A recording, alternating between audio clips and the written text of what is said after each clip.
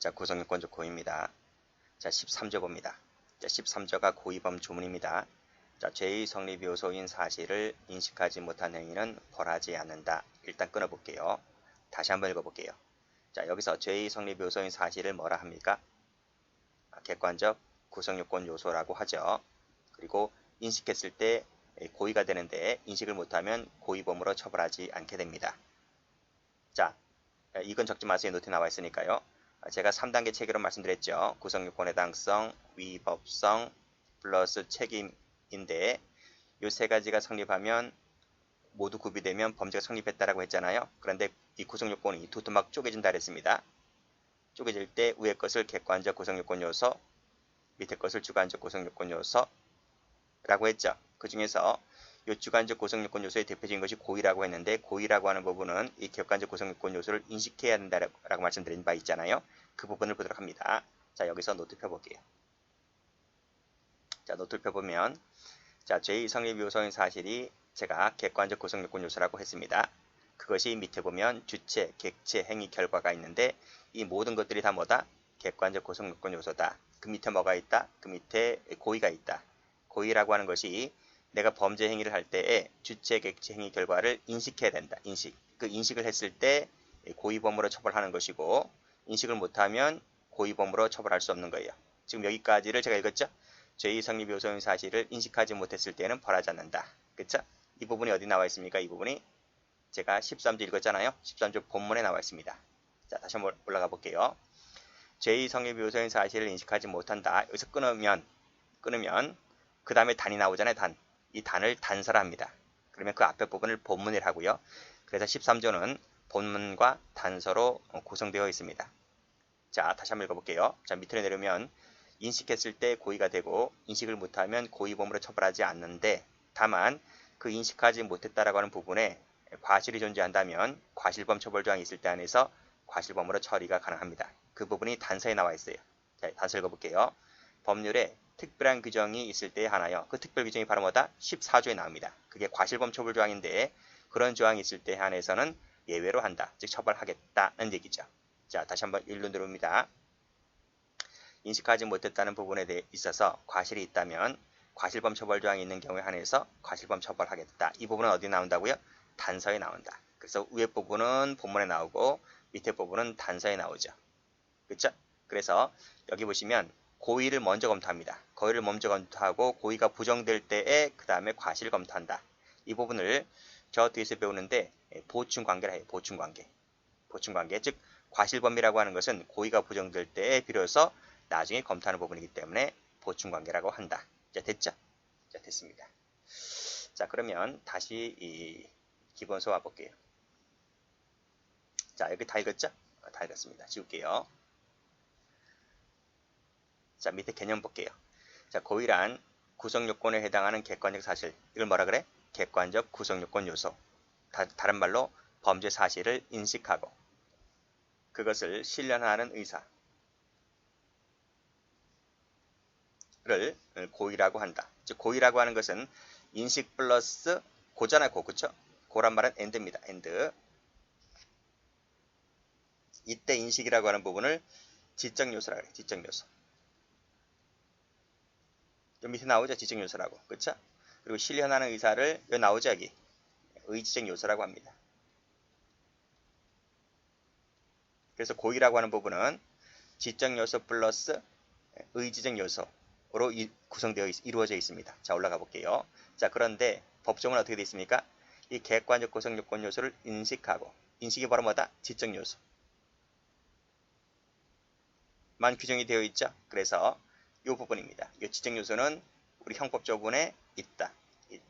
기출입니다. 검찰직에 나온 적이 있거든요. 조문에 있지만 의적 요소는 조문에 없다. 그렇죠? 이렇게 정리해 두시면 되겠습니다. 자, 그러면 여기서 이제 볼 텐데 자, 노트 펴볼까요? 노트 펴봅니다. 자, 노트를 펴보면 요 그림을 제가 볼 겁니다. 이제 자, 먼저 이 그림 보기 전에 A가 있어요. 자, B를 죽이려고 해요. 자, B가 저기 길거리 가는 것을 보았잖아요. 우리가 이것을 인식했다. B가 서 있는 것을 인식했다. 근데 A가 B를 죽이려고 한다니까요. 그래서 이 사람에게 다가가서 칼을 쳐들고 찔러버리겠죠. 이렇게 찔러버립니다. 그러면 죽겠죠. 사망이라는 결과 발생합니다. 그러면 사망하면 서 있는 B가 칼 맞아 죽잖아요. 이렇게 칼 맞아 죽으면 길거리에 눕겠죠. 이게 사망입니다. 그래서 자, 살인 고의라고 하는 것은 B를 보았다는 것이 인식이고 칼로 찌르면 죽는다. 이걸 실현시키기 위해서 칼로 찌르는 거잖아요. 그래서 이 사망이라고 하는 부분을 실현한다. 그래서 이 부분이 합쳐진 것. 인식 플러스 실현. 여기 합쳐진 게 바로 뭐다? 이게 바로 고의다. 그래서 제가 그림을 이렇게 그렸습니다. 그렇죠? 살인고의라고 하는 것은 B를 인식했고 그래서 칼로 찔러버리면 죽는다라고 하는 실현의사. 그래서 이 두 가지가 합쳐진 것이 바로 뭐다? 고의다. 고의라고 하는 것은 인식과 플러스 실현, 의사를 말한다. 이게 지적 요소, 이게 의적 요소라는 거예요. 이해되시겠죠? 그리고 이 실현이라고 하는 것은 인식을 반드시 전제합니다. 반드시 100% 전제입니다. 그래서 인식이 있을 때 실현이 나오는 거지 인식이 없는데 실현이 나오는 건 없어요. 아시겠죠? 그렇게 정리하시면 되겠습니다. 그래서 그림이 이렇게 돼 있잖아요. 그림이 요 화살표 돼 있다는 것이 그 뜻입니다. 됐고 그리고 지금 말씀드렸듯이 당구장 표시 나와 있죠. 인식은 지적 요소, 실현 의사는 의적 요소. 요 인식은 법조문에 있지만 실현은 법조문에 없지만 당연히 인정됨을 전제로 한다. 그쵸? 자, 그래서 다시 한번 교재에 가보시면 자, 지적 요소는 객관적 구성 요건 요소에 대해 해당되는 것을 인식해야 된다. 이게 어디 나와 있습니까? 법조문에. 이 법조문에 나와 있잖아요. 그렇죠? 제2성립 요소인 사실, 즉 객관적 구성 요건 요소를 인식했을 때. 그래서 동그라미 1번에 객관적 구성 요건 요소를 인식했을 때. 그리고 13조가 이를 규정해 놓았다. 이런 말이에요. 만약 이 객관적 구성 요건 요소를 인식하지 못하잖아요. 그러면 다음 시간에 배우는 착오가 나오는데 그 착오가 바로 구성 요건적 착오라고 하는 겁니다. 자, 의적 요소는 실현 의사라고 말씀드렸죠. 이것은 법조문에 없다고요. 법조문에 없다. 기출입니다. 없지만 당연히 전제를 깐다. 이렇게 보시면 되겠습니다. 동그라미 2번은 됐고요. 여기까지 1번, 동그라미 1번, 여기 동그라미 1번 이 두 가지가 중요한 겁니다. 자, 됐고. 자, 그러면 다시 밑에 본질을 볼 텐데 본질 보기 전에 노트 펴볼게요. 자, 노트 왔어요? 자, 왔어요. 자, 인식도 있고요. 자, 내가 지금 B를 죽이려고 합니다. 자, 인식했습니다. 그리고 칼로 찔렀습니다. 죽여버리는 거죠. 그래서 인식 플러스 실현이 5대5로 있을 때 우리가 보통 말하는 고의가 인정되는 겁니다. 이 새끼 죽여버릴 거야. 죽여버린다는 생각으로 찔러버리는 거죠. 그걸 확정적 고의라 그래. 자, 인식은 했습니다. 인식은 했는데 실현하겠다는 의사가 코딱지만큼 있습니다. 전혀 없는 건 아닙니다. 있긴 있는데 코딱지만큼 있다. 이것이 많이 들어봤을 거야. 이것이 미필적 고의라고 하는 겁니다. 그래서 죽여버린다가 아니라 죽어도 어쩔 수 없지 라는 고의, 이것을 미필적 고의라고 합니다. 자, 그 다음 인식은 했습니다. 인식은 했는데 실현하겠다는 의사가 전혀 없어. 그게 바로 예를 들면 에이 뭐뭐 하진 않겠지 뭐 이런 식으로. 이것이 인식은 했지만 실현 의사가 전혀 없는 거죠. 이것을 인식은 있는 과실이야. 인식은 있는 과실. 이렇게 나누는 것이 통설과 판례가 이렇게 나눕니다. 그리고 자, 인식이 없다면 당연히 실현도 없는 거지. 그쵸? 왜? 실현은 인식을 전제로 하고 있기 때문에. 그래서 이것이 없다면 당연히 이것도 없습니다. 이것을 인식 없는 과실이야. 보통 우리가 이 과실범 할 때 이 인식 없는 과실을 말합니다. 친구끼리 장난치다가 옆에 있는 애를 어떻게 찌르게 되잖아요. 그치? 옆에 애가 있다는 걸 모른다니까? 모르고 내가 그 친구한테 어떻게 찌른다는 실현조차도 아예 없는 거야. 이게 바로 인식 없는 과실이지. 그치? 이렇게 나누는 1단계, 2단계, 3단계, 4단계 이렇게 4개로 나누는 것이 오늘날의 통설 판례다. 그 통설 판례가 용인설입니다. 용인설. 그래서 이 용인설의 입장에서 따랐을 때 고의가 2개고 과실이 2개입니다. 그래서 균형을 맞추죠. 요거 2칸, 요거 2칸. 됐어요? 자, 마지막에 나와 있는데 인식은 없지만 실현이 있는 이런 것은 존재하지 않아. 우리 형법에. 그래서 이건 공부할 필요가 없는 거예요. 요 두 가지 이렇게 나눈다. 이것이 오늘날의 통솔 판례이자 용인설, 다른 말로 인용설이라고도 합니다. 자, 됐어요? 자, 아직 안 끝났어요. 자, 여기서 가만히 보면 그 외에도 이런 학설이 있어. 인식설이라는 학설이 있습니다. 인식설은 뭐냐면 인식만 있으면 다 고의가 된다는 거야. 인식만 있으면. 그래서 인식만 있는 걸 보니까 여기 인식이 있고 여기 인식이 있고 여기 인식이 있잖아요. 세 칸이 한 칸, 두 칸, 세 칸. 세 칸이기 때문에 인식설에 따랐을 때는 고의가 한 칸, 두 칸, 세 칸이 되는 거지. 그리고 반면에 마지막에 있는 인식 없는 것은 고의가 아닌 거지. 그럼 이 부분은 뭐로 간다? 과실범으로 가는 거예요. 그래서 인식들에 따랐을 때는 고의 인정 칸은 3칸이고 과실범이 1칸입니다. 그래서 균형이 맞질 않아. 자, 또 그 외에 의사설이라는 것도 있습니다. 이 의사설이라고 하는 것이 바로 실현의사야. 실현의사. 그러니까 실현의사가 있는 것은 고의고 실현의사가 없는 것은 고의가 아니다. 그런데 그 실현의사라는 것이 첫 번째 칸이 첫 번째 칸. 이 첫 번째 칸만 고의가 되는 것이고 실현의사가 없는 것이 이제 한 칸, 두 칸, 세 칸이 되는 거지. 코딱지만큼 있는 것도 뭐다? 실현의사가 없는 거야. 그쵸? 그렇게 봅니다. 그래서 이 세 칸은 고의가 인정되지 않기 때문에 그럼 뭐가 된다? 과실이 인정될 때 과실범이 된다라고 해서 과실범 인정한 칸이 세 칸이 됩니다. 그래서 이건 정반대로 인식설과는 정반대로 의사설에 따랐을 때는 고의를 인정하는 칸이 한 칸밖에 없는 거야. 인식설은 세 칸이고 의사설은 한 칸인 거야. 균형이 맞지 않죠? 3대 1이고 1대 3이니까 균형이 맞질 않아요. 그래서 오늘날 통솔 판례는 균형을 맞추기 위해서 고의 두 칸, 과실 두 칸 이렇게 갑니다. 됐죠? 자, 그럼 다시 오시면 자, 본질 봅니다. 본질. 제가 지금 말씀드린 부분 마지막에 이 인용설 나와있지. 인용설 밑에다가 이퀄 용인설 이렇게 쓰세요. 용인설. 이것이 오늘날의 통설이자 판례인데 이 인용설, 용인설은 의지적 요소, 지적 요소를 모두 고려한다 라고 봤습니다. 그래서 두 칸이야. 됐죠? 됐고 다시 올라가면 인식설은 인식만 있으면 고의가 되기 때문에 따라서 고의 범위가 부당히 확대된다 는 비판이 있습니다. 기출입니다. 의사설은 의의적 요소가 있을 때에서만 고의가 되기 때문에 따라서 미필적 고의를 고의서 탈락시켜버리죠. 그래서 고의를 인정하는 부분이 한 칸밖에 안 돼. 축소된다. 이러한 비판점을 갖게 됩니다.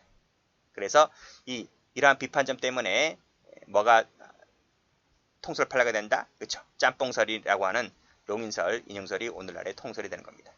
자, 그렇게 정리해 두시면 됩니다. 자, 됐고, 자, 다음 이 용인설에 따랐을 때의 판례를 한번 보도록 합니다.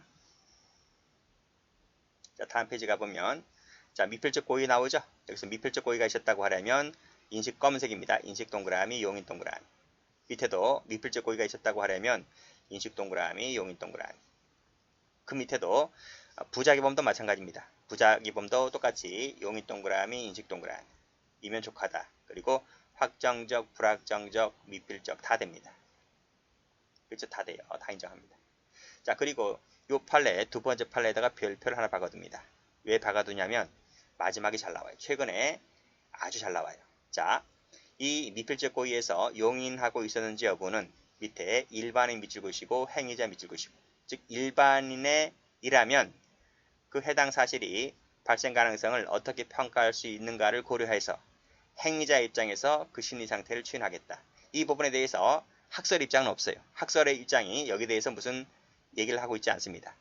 우리 저쪽 뒤에 가면 불능미수할 때에 그 위험성 여부에 관련해서 무슨 설 많이 등장하거든요. 그런 것처럼 여기서는 그런 설이 없어. 그러니까 최근에 이런 판례를 내놓고 있는 것이지 그 전에 학자들은 이 부분에 대해서 어떤 코멘트도 하고 있지 않습니다. 그래서 이 부분은 외울 수밖에 없는 거예요. 학자들이 얘기를 하고 있지 않기 때문에 특히 이 중에서 요 일반인보다는 마지막에 요 행위자라고 하는 부분이 아주 잘 나와. 행위자는 부분. 이 부분을 자, 이렇게 바꾸면 틀려요. 일반인 이로 대체하면 틀리고 일반인 들어가면 안 돼요. 행위자 또는 일반인 이렇게 해도 틀려요. 그래서 오로지 행위자여야 한다. 이 부분이 제일 출제가 잘 되고 문제집가 보면 많이 등장해 하실 겁니다. 최소 한 3번 나왔어. 최근에. 꼭 정리를 해두세요. 자, 그리고 이제 마지막으로 볼 것이 체계적 지위인데 체계적 지위는 제가 앞에서도 눈이 설명한 바가 있었죠. 자, 다시 노트를 펴봅니다. 노트를 펴보시면 자, 여기 고의 체계적 지위 나와 있는데 고의든 과실든 똑같아. 주관적 구성요건 요소, 체계적 지위는 똑같습니다. 그래서 제일 먼저 등장한 것이 벨링 시대의 고전적 범죄 체계론이었다. 고전적 범죄 체계론은 고의 과실을 책임론에다가 배치를 시켰다. 그쵸? 라고 말씀드린 바가 있습니다. 그리고 이것을 승계받은 것이 업그레이드한 것이 신고전적이라고 말씀드렸잖아요. 신고전적은 말 그대로 고전적입니다. 고전적을 업그레이드한 부분이기 때문에 역시 고의 과실을 책임론에다가 배치를 시켜 놓습니다. 여기까지 다 설명드렸어요. 앞에서요. 다 설명드렸다. 자, 그리고 뭐가 등장한다 그랬습니까? 목적적이 등장한다 그랬죠? 이건 벨젤 시대. 그쵸? 그래서 이 책임론에 있던 고의 과실을 앞으로 끌고 온다. 까지 전부 다 설명드린 바가 있습니다. 그래서 일로 앞으로 갖고 오죠? 그리고 이 구성요건에 있는 것을 저 뒤로 쫓아냅니다. 그쵸? 라고 했을 때, 자, 여기다가 이제 앞으로 끌고 갔습니다. 아직까지 통솔이 되지 못합니다. 자, 그러다가 이 신고전적과 목적적을 절충한 절충설이 등장하게 되죠. 오늘날에. 그래서 밑으로 끌고 가면 요 합일태적 범죄 체계론자가 이제 오늘날에 다수설이 되는 거야. 이게 이제 2번과 3번을 합친 절충설이 되는 거예요. 그래서 어떻게 절충시키냐면, 왜냐하면 2번도 비판을 받고 있고 3번도 비판을 받고 있거든요. 그래서 그 비판을 다 싹 다 없애버리고 장점만을 추하는 거야. 장점만을 추하니까 밑에 고의 과실이 이렇게 내려오죠. 그리고 일로 내려오는 것이고요. 그리고 신고전적에서 고의 과실이 쭉 내려와요. 쭉 내려와서 책임론 밑에다가도 자리를 차지하게 되는 거죠. 자, 그래서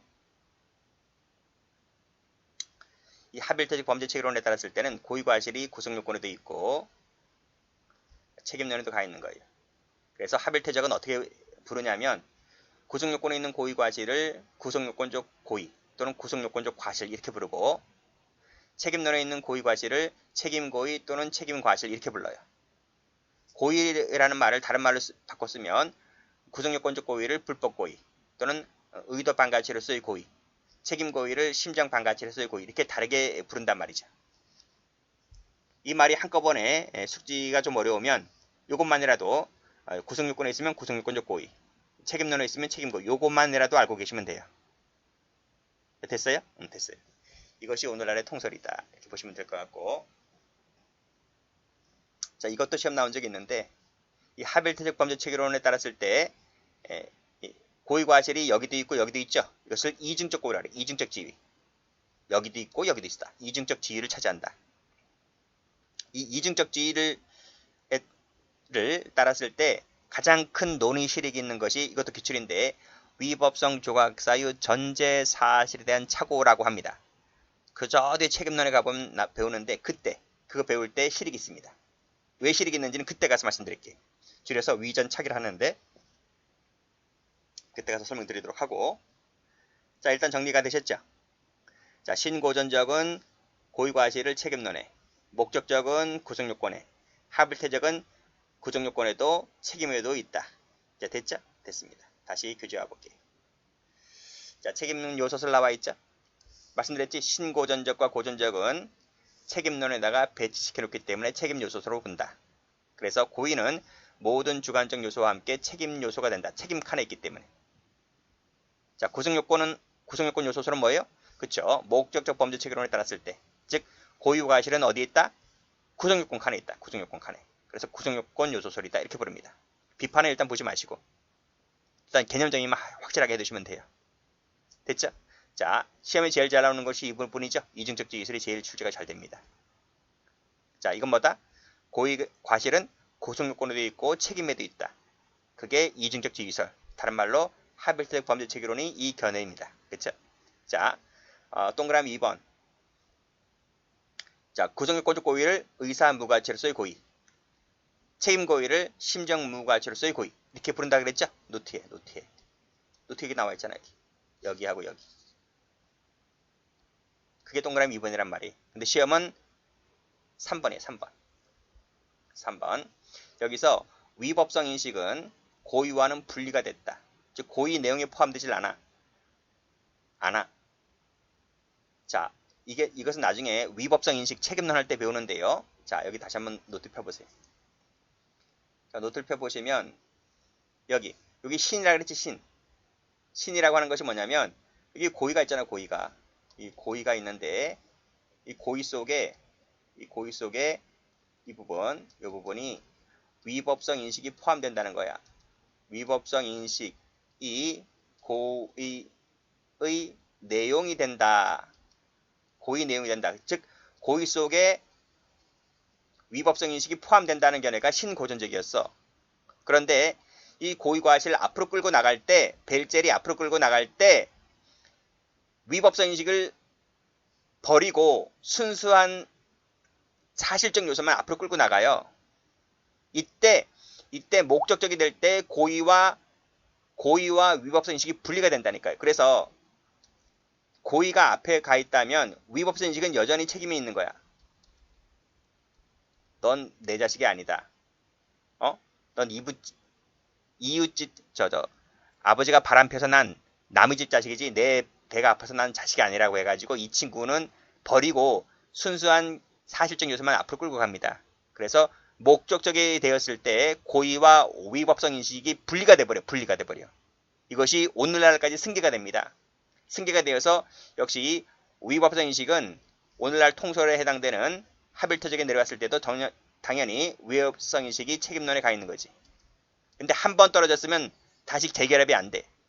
그래서 하빌터적에 내려왔을 때 고의 과실은 여전히 책임이 있다 하더라도 고의 속에는 위법성 인식이 포함되지 않고 여전히 분리가 된 독자적인 책임 요소가 됩니다. 그것은 나중에 위법성 인식 배울 때 다시 한번 정리를 해드리고 다시 한번 보시면 자 이중적 지위가 되었다 할지라도 이중적 지위설이라 할지라도 위법성 인식은 여전히 고의와는 분리가 되어버립니다. 다시 재결합이 안 됩니다. 그래서 독자적인 책임 요소가 되어버립니다. 따라서 책임 고의 속에는 위법성 인식이 포함되지 않는다는 거야. 이게 기출입니다. 기출. 최근에 기출담. 해경시험에 최근에 나온 적이 있어. 이 부분은 지금은 어렵지만 나중에 처음 들을 때는 어렵지만 나중에 위법성 인식할 때 다시 한번 설명드리니까 그 부분에서 다시 한번 정리하시도록 하고 일단 여러분들은 개념적이 파악되셨죠? 책임 요소가 뭐고 구성요건이 뭐고 라는 것은 대충 이해가 되셨을 텐데 시험은 여기서 나옵니다. 그렇죠? 이 중에서 3번 이 부분을 정리를 해 두시면 되겠어요.